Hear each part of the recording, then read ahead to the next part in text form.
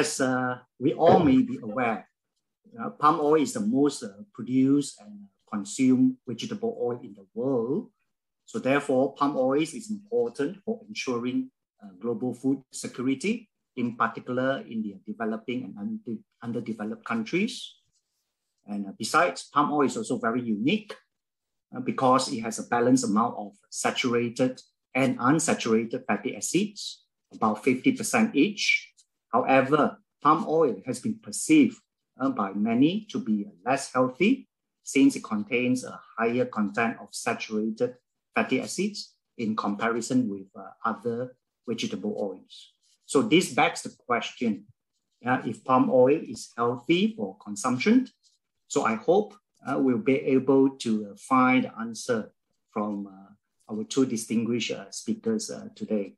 So the first speaker today is Engineer Kwa Kiat Singh, and he is no stranger to the palm oil industry.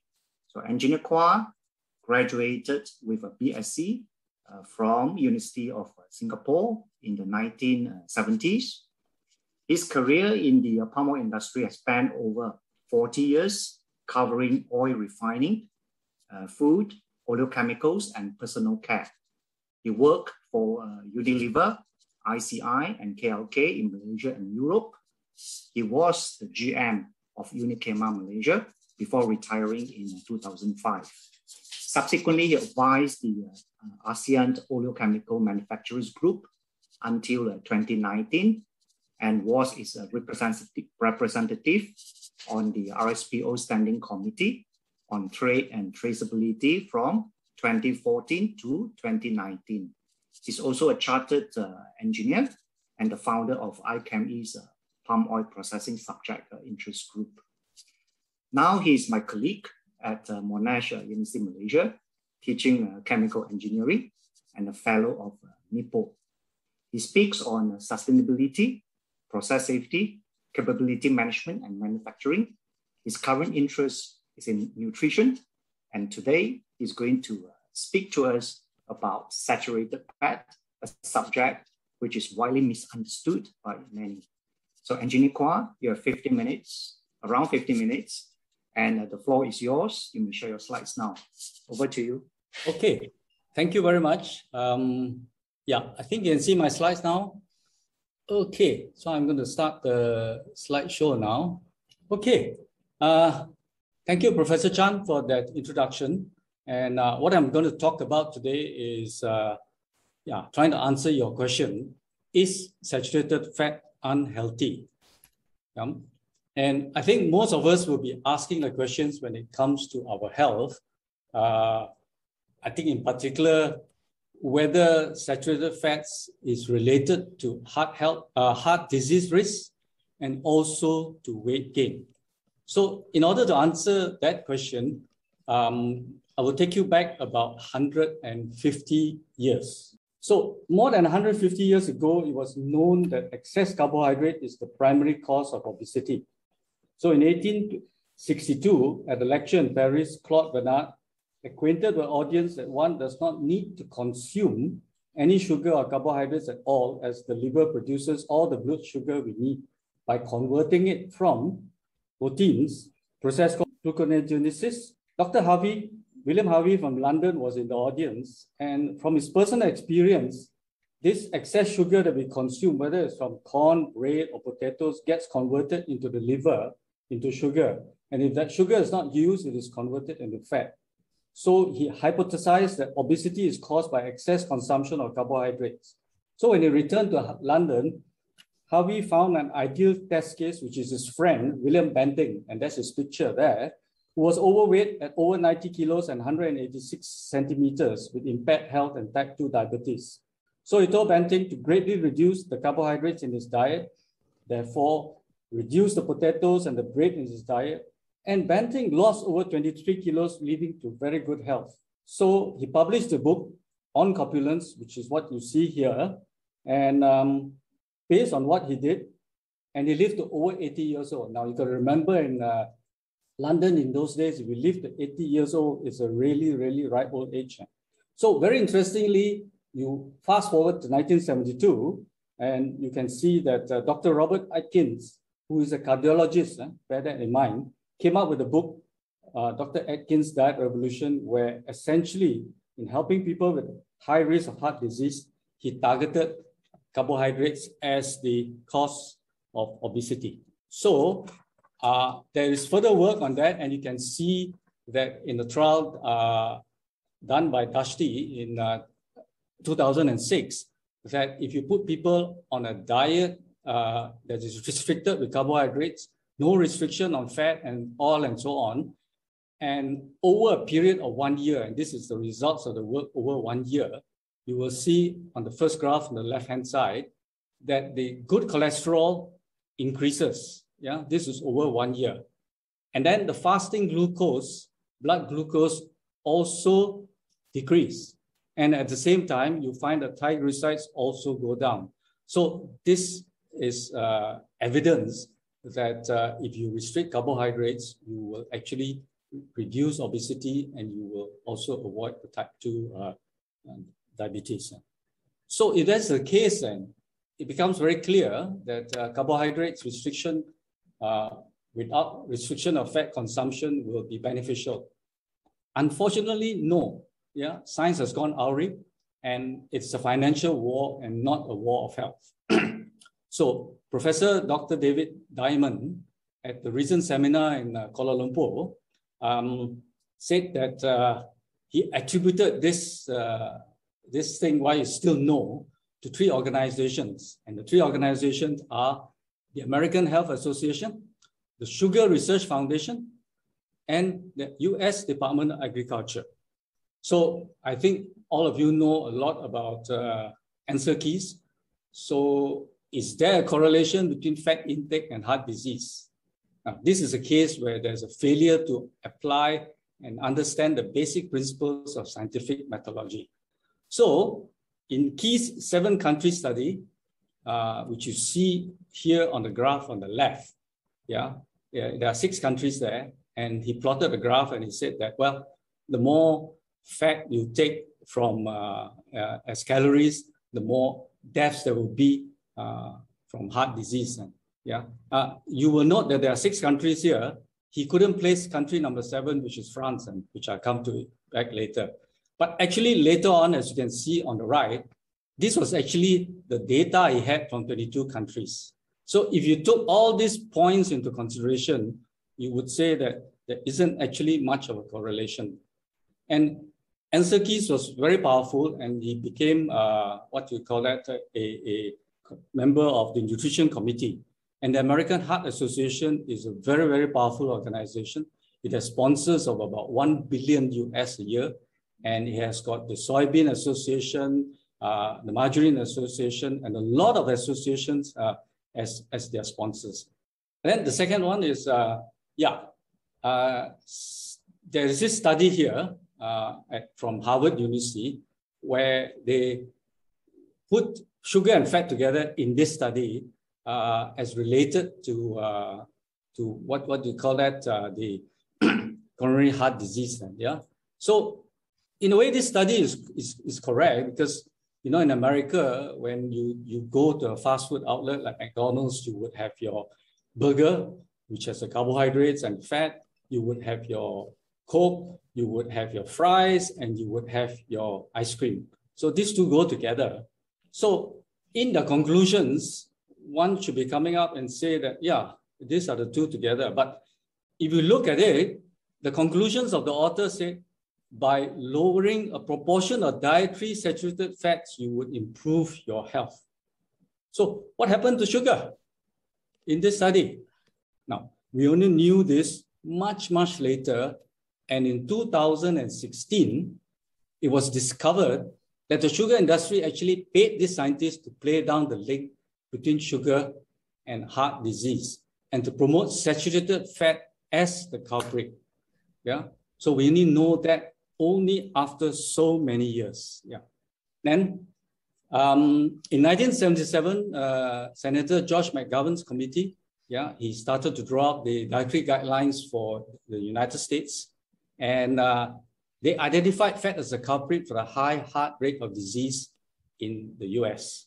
So the food pyramid came from the USDA, and they wanted to promote grains. And so if you look at this pyramid, you will see that right at the bottom is bread, cereal, rice, pasta group, yeah, where it's as much as 6 to 11 servings.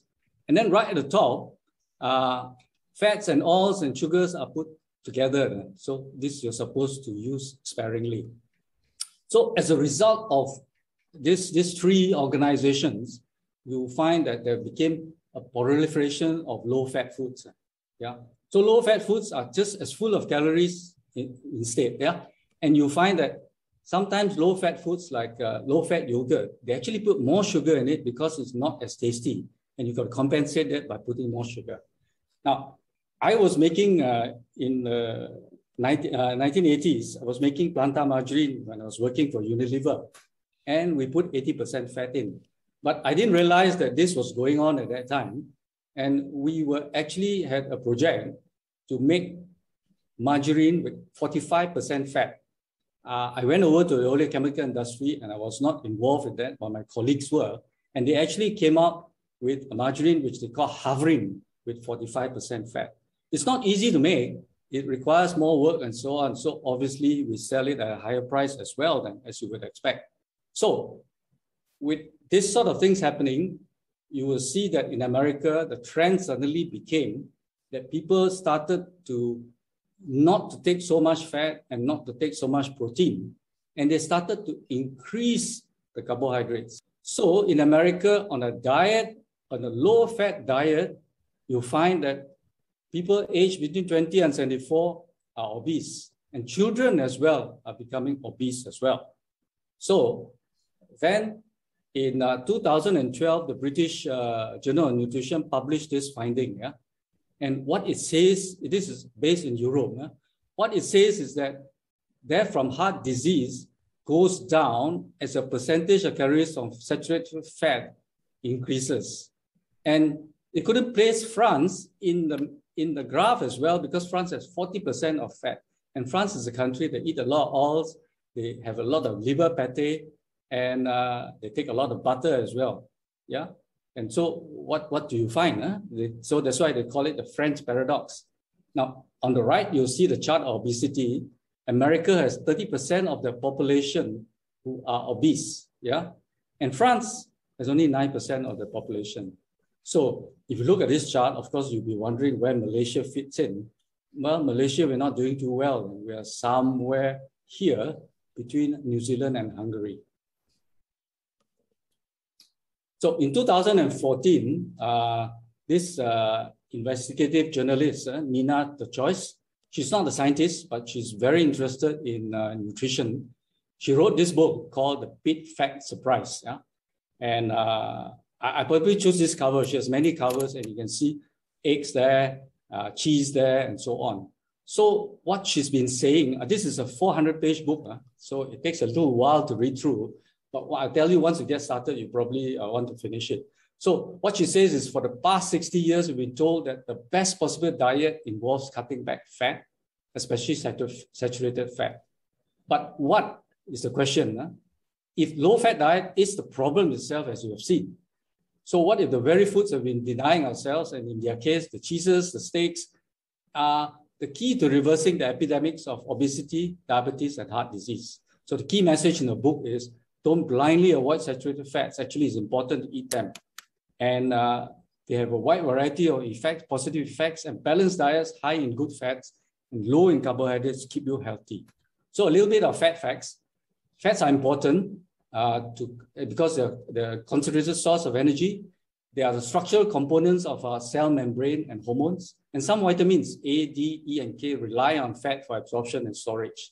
So the types of fat, then, there's a bad fat, which is trans fat, which because they raise the LDL, the bad cholesterol, the partially hydrogenated fat, they will cause heart disease. Then there's a good fat, which is the animal fats. And then there's a better fat, which is the vegetable fats. So what are the animal fats? And for example, you will be looking at lard, you might be looking at tallow, butter, ghee, and so on. And you would say that, well, yeah, are they bad? But actually, they are good. And a lot of it, you take that because of the flavor it imparts to your food. Yeah. And the better one is vegetable fats. So it could be coconut, palm oil, and so on. And there was a very recent study just this year from Thailand that compared lard with palm oil. Yeah. So I think you will know that the medium unsaturated fatty acid, like oleic acid, is considered to be a healthy fatty acid. So lard has about 40% oleic acid.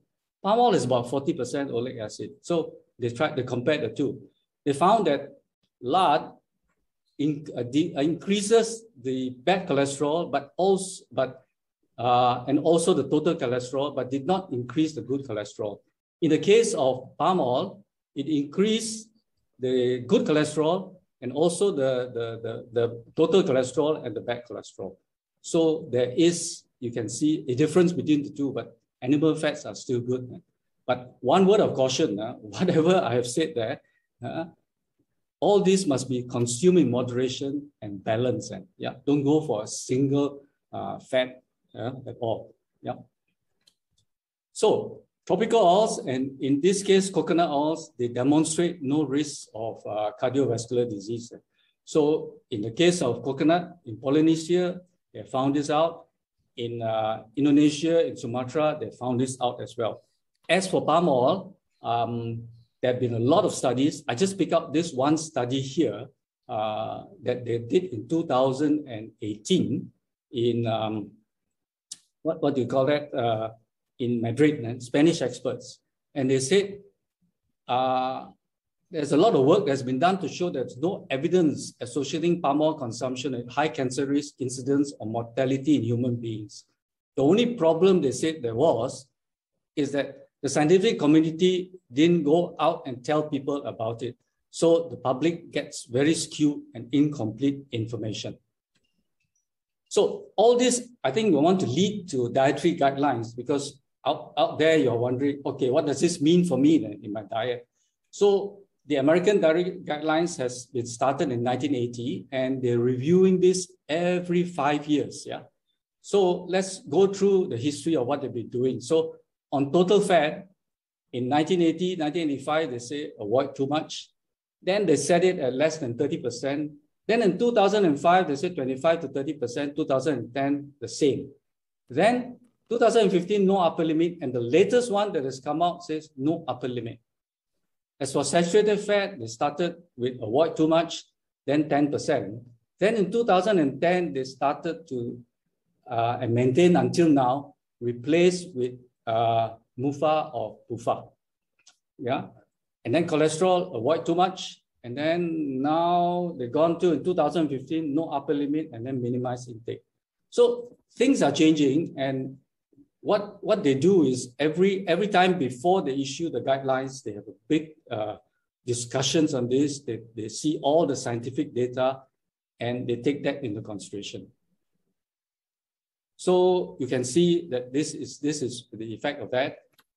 But not all studies have been taken by them. And one very important study here is the PURE study that was not taken into account by the USDA Dietary Guidelines Advisory Committee. And this PURE study is a very, very impressive study because it covers 18 countries, 135,000 subjects. Yeah, and they were looking at the outcomes for total mortality and CVD events, and associating that with carbohydrates, total fat, and each type of fat. Now, the finding is this: high carbohydrates intake is associated with higher risk of total mortality, whereas total fat and individual types of fat were related to total mortality, lower total mortality. And then the types of fat and total fat and types of fat is not associated with cardiovascular disease. Yeah, so this is a very important finding, and Malaysia took part in that as well. So the latest guidelines now from America, 2020 to 2025, the limits are added sugar less than 10%, saturated fat less than 10%. The Malaysian Dietary Guidelines is started in 2009, and I have this one in 2010.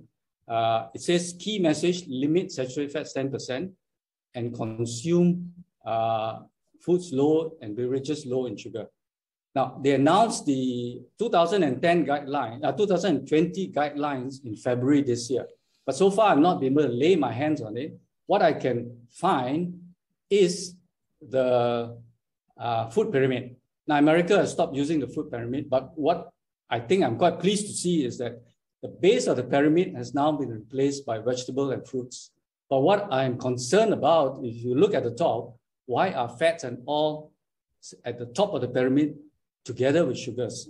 Yeah, and so that is a question.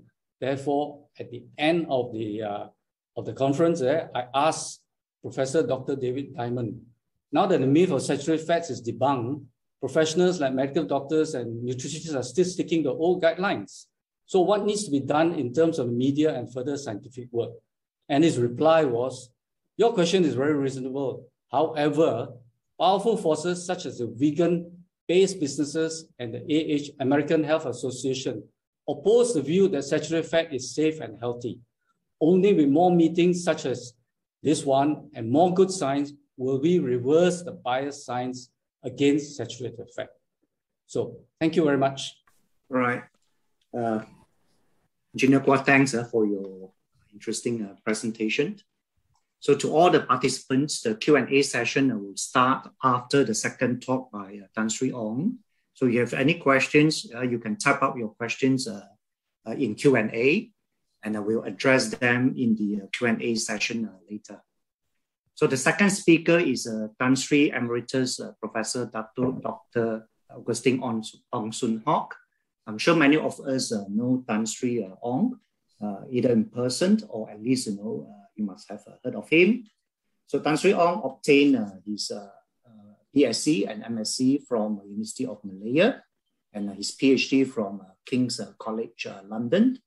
Tan Sri Ong has an illustrious career and his involvement in palm oil research and the industry has spanned perhaps for over 60 years. So he was the Fulbright Hays Fellow at the MIT in the 1960s, and he spent 1 year as a visiting professor at the University of Oxford in the 1970s. So Tan Sri Ong had also served as the Dean, School of Chemical Sciences at University Science Malaysia before joining the Palm Oil Research Institute of Malaysia. So it was called PORIM then, now it's MPOB, where he served as the Director General from 1987 to 1989. Subsequently, he served the Malaysian Palm Oil Promotion Council as the Director of Science and Technology from 1990 to 1996. Tan Sri Ong is the founding president of the Malaysian Invention and Design Society since 1986. He's also the founding president and still the president of the Malaysian Oil Scientists and Technologies Association. In short, it's called MOSTA. Because of his contribution to science and to the nation, Tan Sri Ong has received numerous awards. Since time is limiting, I will just name a few important ones. So he's the Senior Fellow of the Academic Sciences of Malaysia, a Fellow of the Royal Society of Chemistry, London. He's also the recipient of the Medika Award for Health, Science and Technology, and Anugerah Tokoh Akademik Negara. So in short, Tan Sri Ong is not a stranger to the palm oil industry, and until today, he still speaks passionately about palm oil. And today he's going to speak on the topic which is close to his heart. Is palm oil better than olive oil? Tan Sri, you have 15 minutes and the floor is yours. Thank you, Professor Chan, for your kind introduction. Dr. Puspa, Engineer Kwa, ladies and gentlemen. So I would first like to thank MIPO of Monash University for giving me the opportunity to talk about the subject of palm oil, particularly palm olein. And my topic is palm olein better than virgin olive oil? Now, I must say you that in 1987, I was in the thick of this anti-palm oil campaign. In 1987, there was great consensus against saturated fat. And palm oil being 50% saturated, considered as a bad oil, clog the arteries and so forth. So we, Palm Oil Research Institute of Malaysia, decided that let us compare palm olein, the liquid fraction of palm oil, with virgin olive oil, and see how different is it, palm olein and virgin olive oil. And I will later on give you my journey of discovery for nearly 30 years, and I will share with you the scientific evidence. But first, starting with this talk, I show you palm with the fruits, and next to olive oil. And if you have been to Europe, you can see these scrubs of olive oil, very inefficient, but it has been an oil that has been used for 5,000 years. But very few people do not realize that palm oil too has been used for 5,000 years. Now, let me just connect with Engineer Kwa. Now, he ended up with a conclusion that there's no problem with saturated fat, and but there are certain organizations that still have worry about saturated fats, and so that is the conclusion. And Diamond is right. We should do more research and share the research results with the audience, with the consumers. The next, quoting from his slide, the pyramid. Now, of course, this food pyramid has been used. This is different from what was proposed in the 87 and so forth. But basically, the pyramid by the source is Dr. T has replaced the bottom side from carbohydrates to fruits and vegetables. Now, another feature about this pyramid is that, as pointed by Engineer Kwa, we should limit the intake of fats and oils, limit intake of sugars, limit intake of salts. I think salts and sugars, I think is quite obvious, but oils and fats, the nutritionists in the world have a consensus that 30% of your energy should come from fats and oils. And it is a necessary macronutrient to conduct your vitamin E and so forth. And oil, fats and oils. And just for the very beginning, I know I'm not talking to professional, most of you are professional, but for the lay people, what is oil and fat? On the room temperature, if the fat is solid, then it's called fat. Where room temperature, for example, palm oil is liquid, and so is peanut oils, and so it's called oil and fat. I'll go further. So there are 17 oils and fats to choose from. Now, I think we are talking a lot of oils and fats without going into details a little bit. That these all oils and fats contain fatty acids. The difference with fats and fatty acids. And there are 3 types of fatty acids. I think you have read, you all know, you quote it. Saturated fatty acid or SAFA. Now, these fatty acids are stable. They're present in MCT, which is a medium chain triglyceride, which is considered healthy, and people have used it, give energy and so on. And human male fat, and 50% of the fatty acids at the middle position of the molecule is palmitic acid. It's saturated fat. Mother's milk contains a lot of palmitic acid. Later on, I'll come back to that. Then we'll talk about monounsaturated fatty acid, MUFA, and this is present in olive oil. And olive oil is the gold mark for oils and fat. And you ask anybody in the society, and they say olive oil is D oil, is the gold mark. And later we'll discuss about that. Polyunsaturated fatty acids. These fatty acids has more double bonds, more than one double bond. And these has been known as essential fatty acids. You require these fatty acids, but they are unstable to oxidation. So if you take one such a fatty acid, the mazola corn oil, used for frying, there's a lot of oxidation. Your kitchen will be smoky and full of oxidized fat, which is not good for health.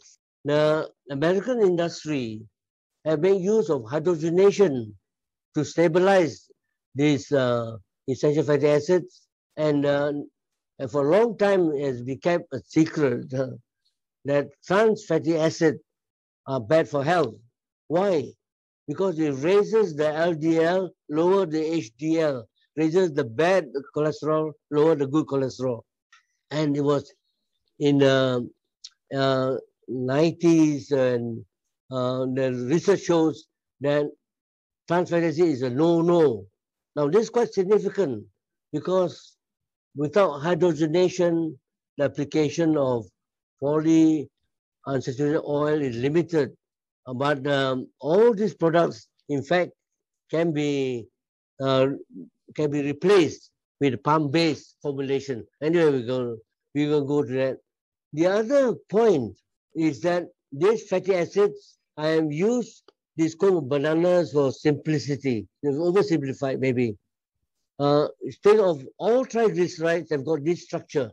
Then you get 3 bananas attached to the center there. And so from the 3 bananas, you see they have different position, SN1 position, SN2, SN3. Now this is very important to know.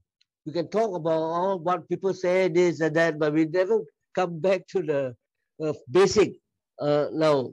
So all oils and fats consists of different type of fatty acids, and also these fatty acids are joined to the skeleton or 3 carbon skeleton at different position, SN1, SN2, SN3. Now very quickly, this is significant because in mother's milk, the palmitic acid, which is required for the babies, is attached to the middle position, SN2.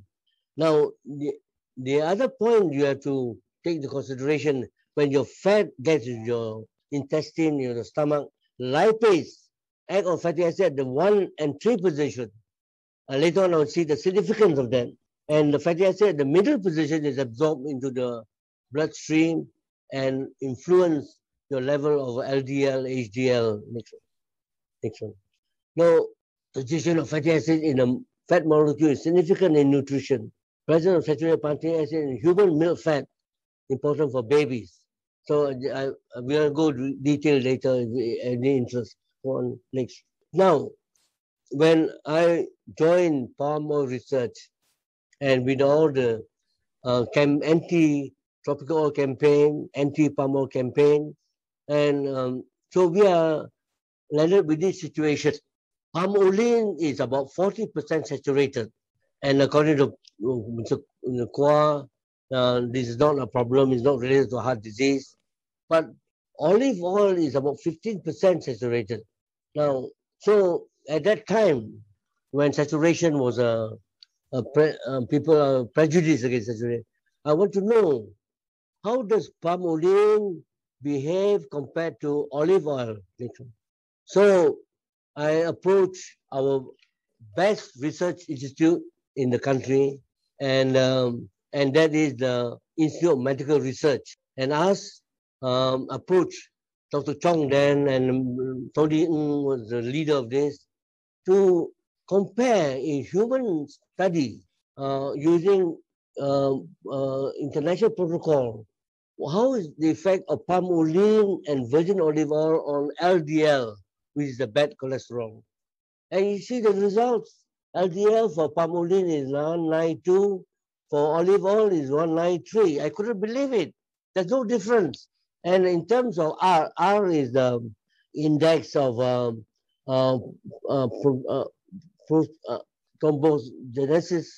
So the ratio of thromboxane over procyclin for palm oil the ratio is 6:1, and for virgin olive oil is 898.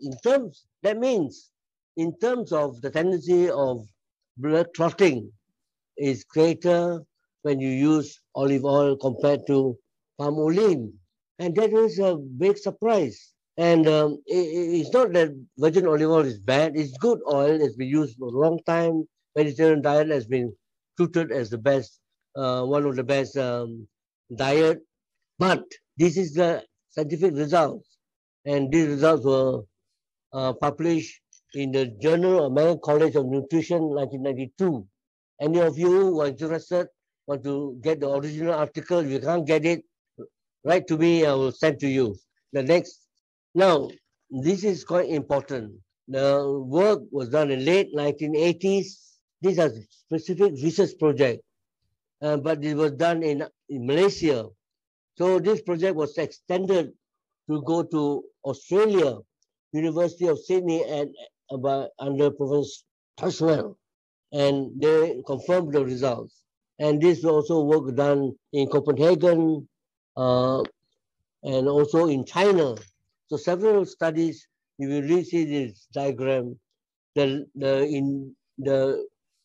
is the ratio of total cholesterol over HDL. There's no difference between palm oil and virgin olive oil. We have extended this study also to canola oil and groundnut oil. And all these are all been published and is available. The next one. Now, what is unexpected is one. Suddenly we found a paper. This paper was produced by a group from Italy without any funding from Malaysia. And they used this hybrid oil. Now, let me explain. The hybrid palm oil, that is a cross between West African palm with the South American palm. And then this hybrid oil was compared with virgin olive oil. And I can give you this paper if you're interested. But the conclusion of the paper was that this hybrid palm oil is a tropical equivalent of virgin olive oil. Okay, the next. Now, the explanation for this unexpected result. How could 40% saturated olein exert a similar effect on lipids with a 50% virgin olive oil? Now, it took us some time to get this explanation. The explanation is that as the SN2 position reflect your mind to the banana, cocoa bananas, the middle position for palm olein is nearly 90% unsaturated. For olive oil is 100% unsaturated. And so through enzyme reaction in your stomach, the fatty acid that's absorbed into the bloodstream for palm olein is similar to the intermediate or from virgin olive oil that is absorbed the blood, so they give the same results. Now, if that is true, we have a good test. We have a test, and we was carried out in CSRO in Australia. And what do we compare? And some of you who are familiar with lipids know that cocoa butter is 67% saturated.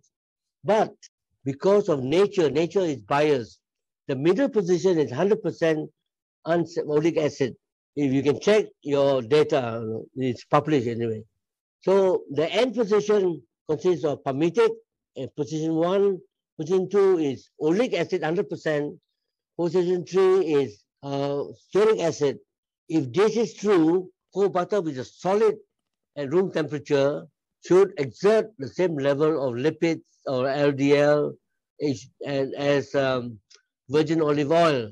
And this was tested on human in Adelaide, Australia, led by Dr. Velma Stonehouse and published European Journal of Clinical Nutrition 2019.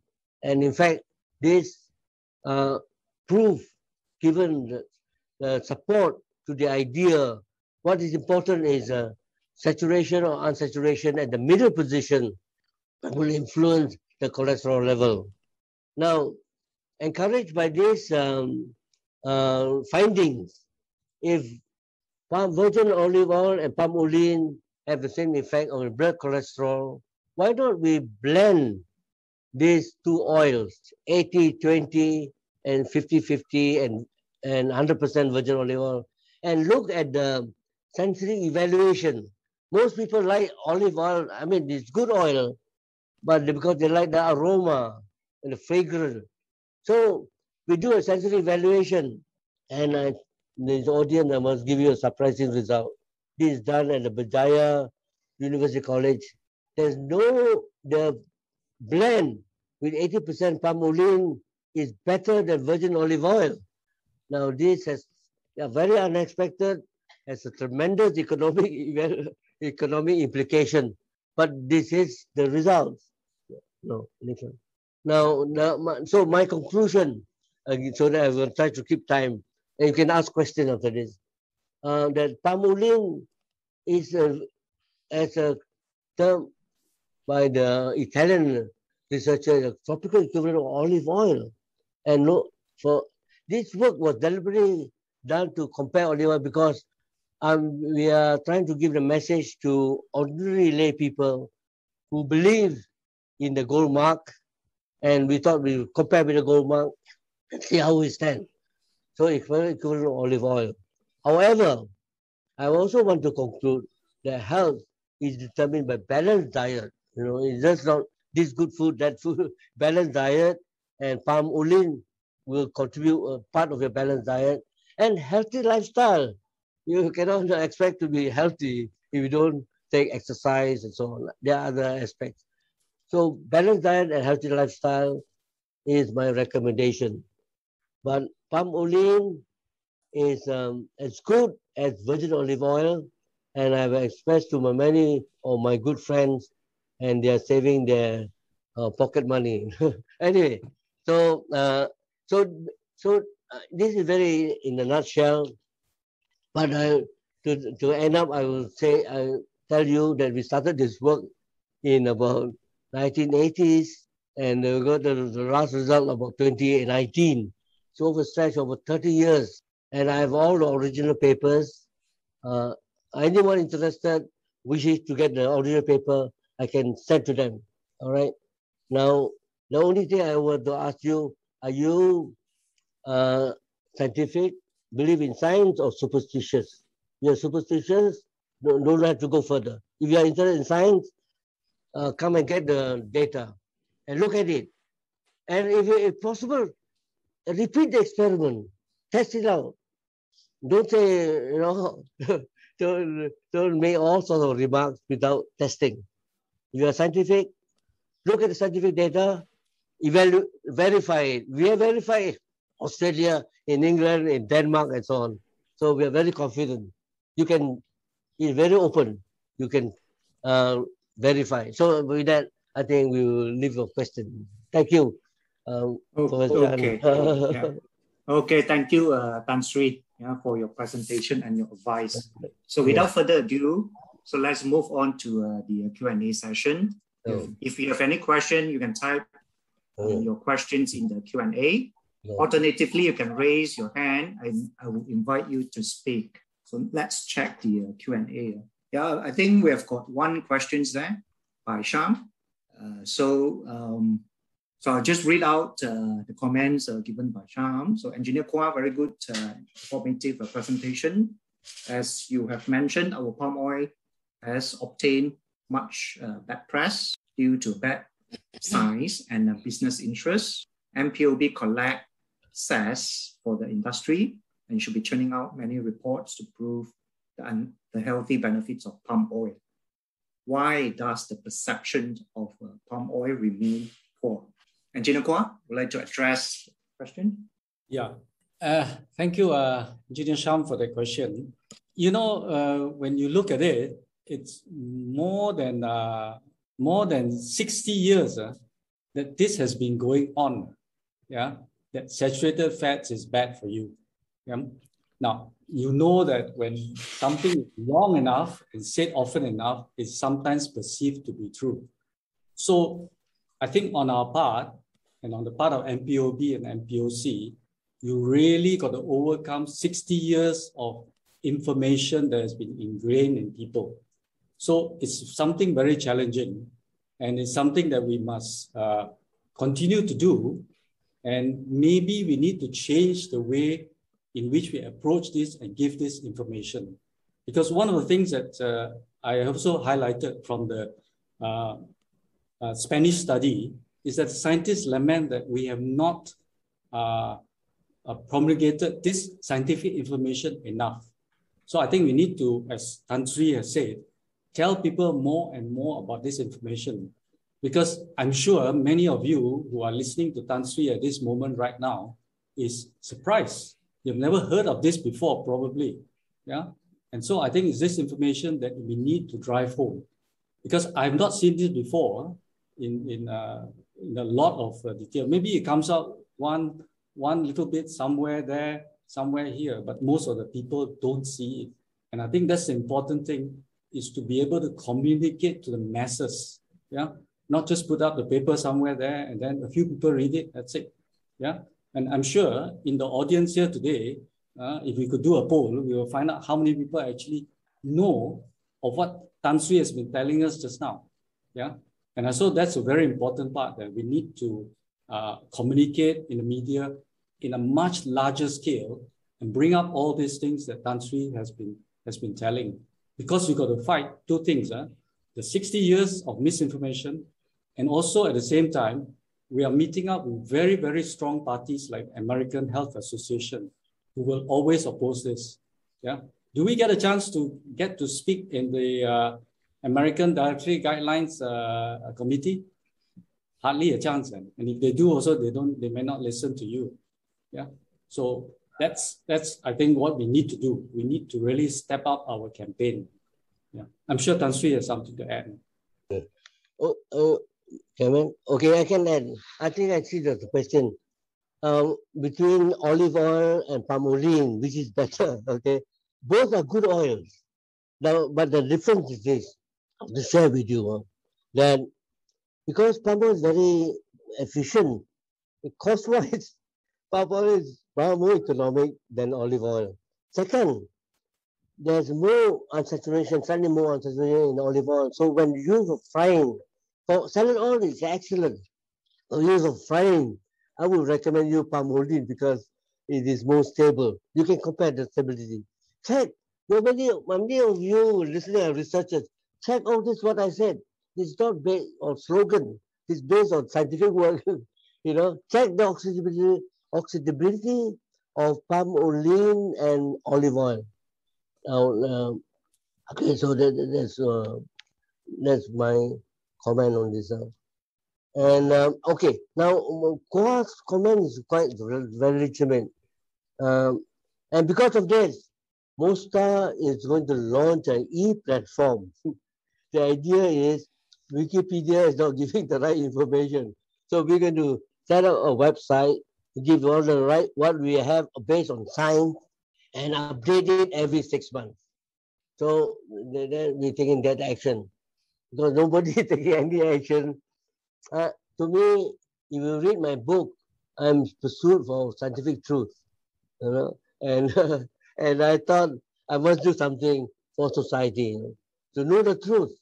Your choice is yours. I've been spending decades to find scientific truth, simple scientific truth. Yeah, and okay, anyone interested in the book also I will send to you. Okay, the limited copies now. Any other question? Yeah, there's a question from Gaitlin. So the question is that is taking fish oil supplement help in reducing LDL and total cholesterol? Yeah, okay. I want to comment on this one. I think it's true fact. And olive oil, the fish oil has got a lot of benefits of your mental health and so on. But you have to consider two things when you take fish oil. One, the extraction of the oil. You have to use good manufacturers when they extract this oil. Fish oil has 5 to 6 double bonds in the fatty acids. Every double bond creates center for oxidation. So if they take care of that, it's fantastic. But if you're not sure, take fish instead of fish oil, because the oil in the fish matrix is quite stable. Secondly, you take too much of fish oil, also you have to, it reduces, increases the blood flow, So sometimes overdone it, people get a cut and the bleeding will not clot, It creates on bleeding. So you have to take care of that. Remember, olive oil, the fish oil, the fatty acids got multiple double bonds. Any chemist like Puspa will know, with more double bond, there's more center for oxidation, free radical oxidation.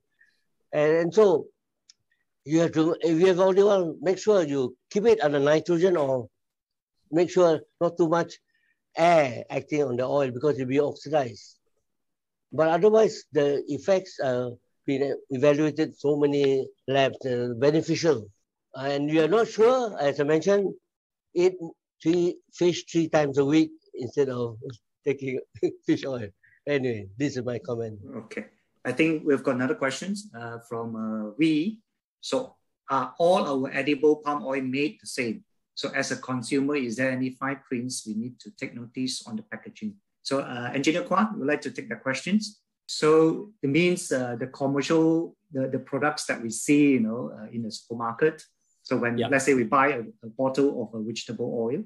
So in the fine prints, is there something that we have to take notice to differentiate the different type of, let's say the palm oil, cooking oil? Yeah. I don't quite understand that, but I don't think there's really a lot of information in the labeling itself. Yeah. That would make it any significant. Yeah. Maybe I don't understand the question. So the first question then, are all our edible palm oil, let's say the cooking oil, made the same? They should be, because they have to meet certain specifications and so on. For example, those standards set by MPOB and PORAM are the standards for refined palm oils. Yeah, so they need to meet those requirements. So they should be the same. Yeah, unless there's anything. Yeah. Okay. All right. So one question from Yung. So the fatty acid. Sorry, someone wants to say something? Yes, Tan Sri want to say something? Okay, yeah, I want to say something because I think, okay, first point. This NCTGE and GE are problems that are not insurmountable.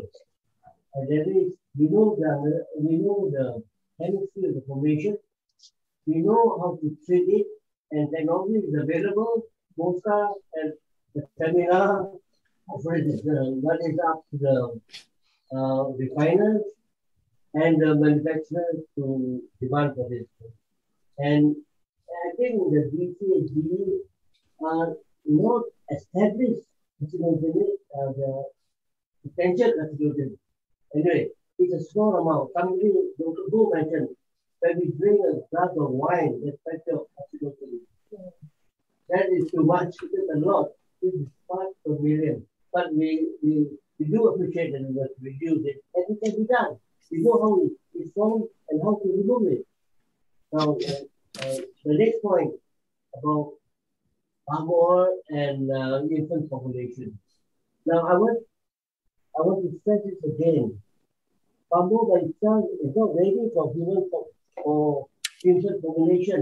We have to move the family acid to the second position. And this can be done by intensification. Tripharmacy with tripharmacy and with other oils can be produced family acid, and you can produce fat to family in the second position. And that's good for babies. That's true. And for palmolene is the best oil because, okay, let me explain a little bit. Palmolene is the best frying oil. But we know everybody take liquid oil. Some want solid fat, like margarine, butter, and so forth.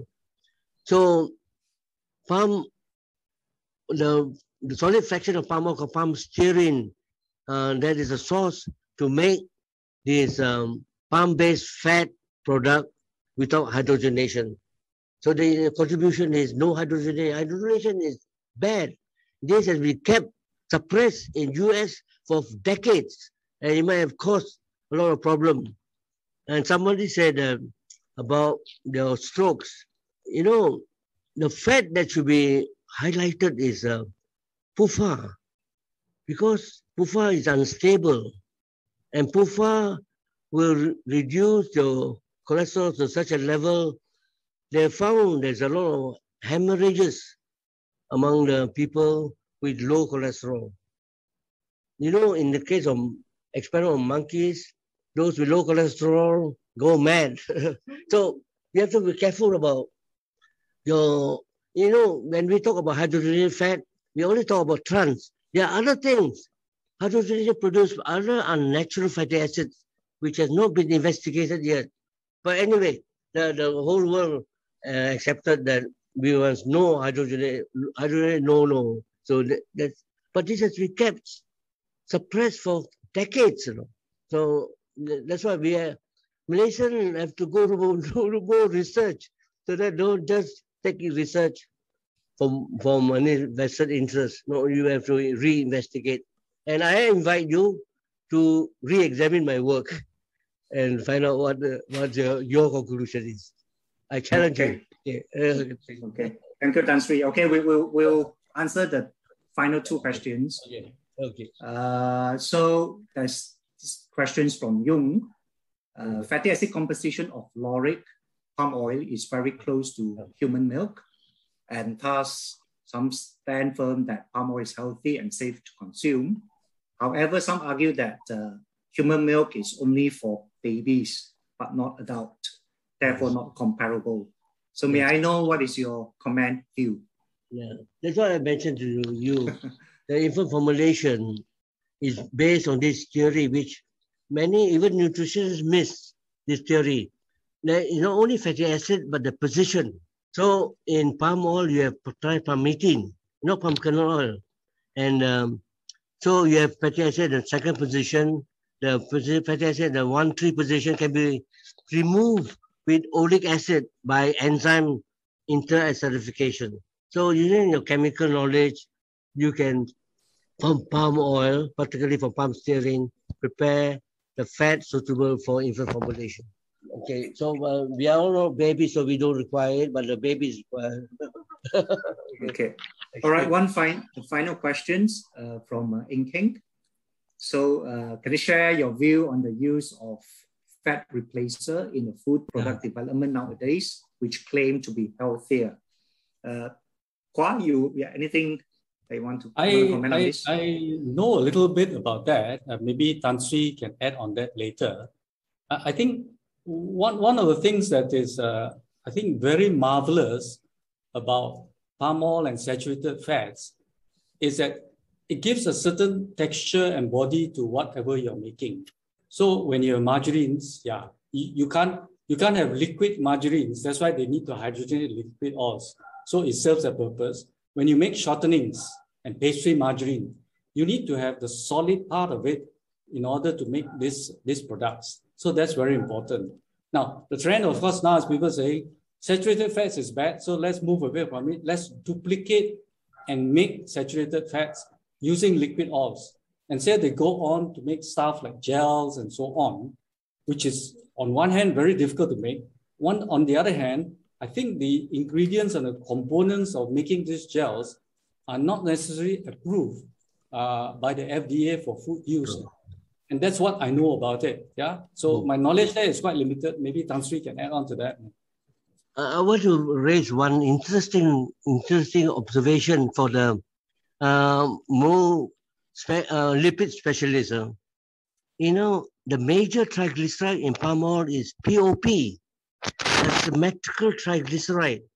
And I want to share with you 3 papers we have done.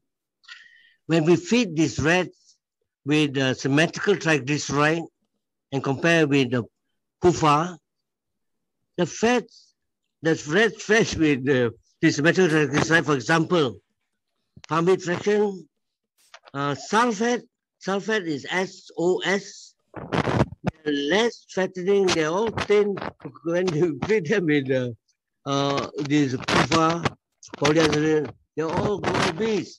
The reason is, there's a reason for this, because the saturated at the end position of if they are removed, they cannot be resynthesized. They're excreted. Can be resynthesized, and you get increase of fat deposition in the adipose tissue. So we have 3 papers published, but this is all on mice. So some people might take it up. Okay. Okay.